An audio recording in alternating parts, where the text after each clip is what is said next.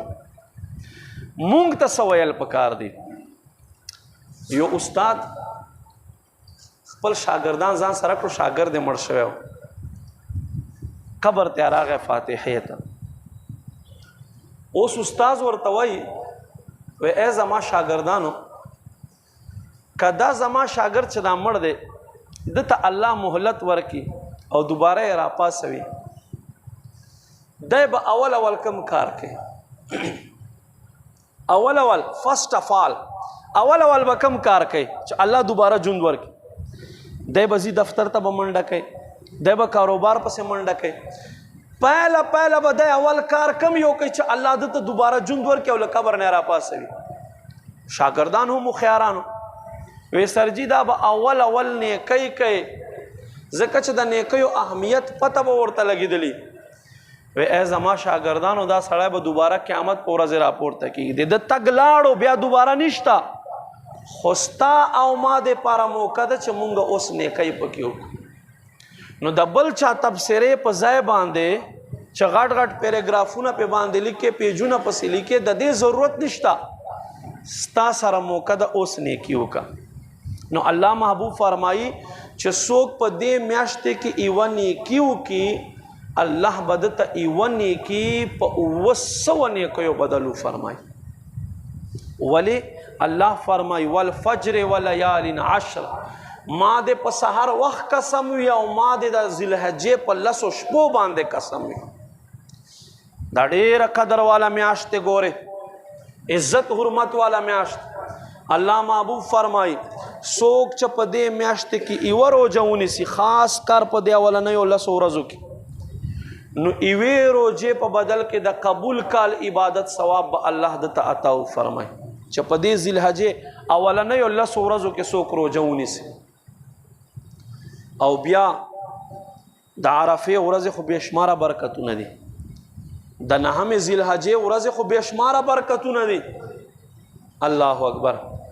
الله دې مونږ ته هم بار د عرفې روژې نیسلو ثوابونه نصیب کړي. یو روایت کې د 3 کالونو ذکر دی، یو روایت کې کصیام دهر دا الفاظ راغلي، دا داسې دی لکه کل عمر چې دغه سړي روژې ونیسلې. چې څوک د 9 ذوالحجې یعنی را روان بود ورځې روژه ونیسي، بود ورځې روژه. بهر حال ما عزتمندو قدرمندو، دا ډیره قدر والا میاشت دی، قدر یې وکئ، له ګناه نه ځان پکې وساتئ، نیکیو کې یو تر بله سبقت کوئ.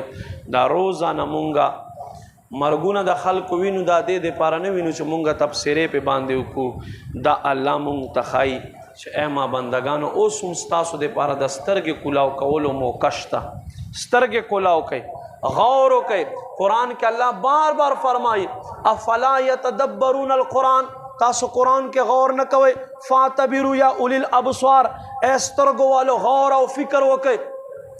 نو ما عزتمندو، دا مونږ دپاره د غور او فکر موقع ده. نو د دې میاشتې فضیلت نه ځان مه محرومه کوئ. دې میاشتې کې نیکۍ وګټئ، بې شماره وګټئ. او دې سره قرآن کې الله فرمایي د 19 سپارې آیت ما تلاوت کو فرمایي وجعلنا لكل امة منسکا، هر امت ته پاره مونږ قربانی ګرځولې ده.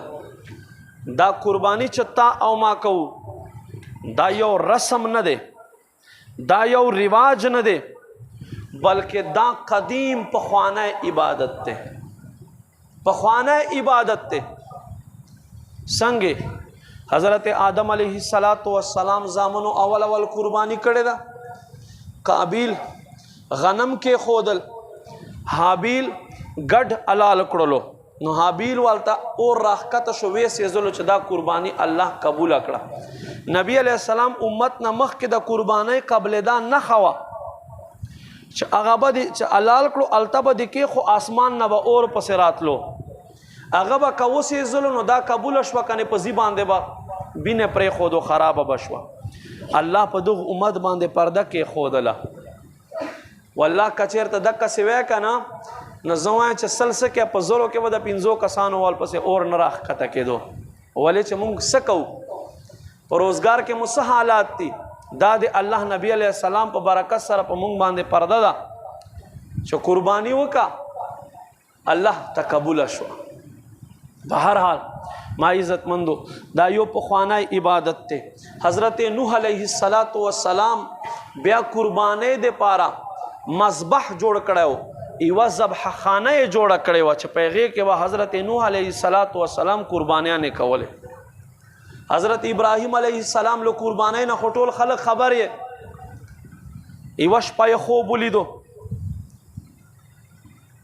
اللہ لطرف آواز شو اے ابراہیم کم شیس چتا تا خوخی مونگ پلارے قربان کا نو چو سمرا گڑانو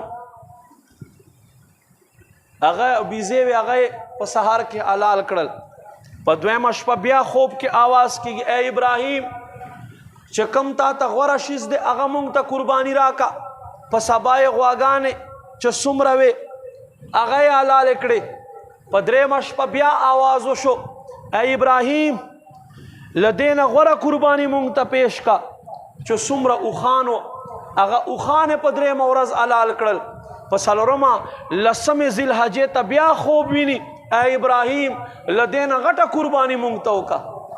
یادو ساتے دی ابراہیم علیہ السلام دا امتحانونا کلنا شروع شوی دی وکالا عمرے اللہ ارتاو فرمائل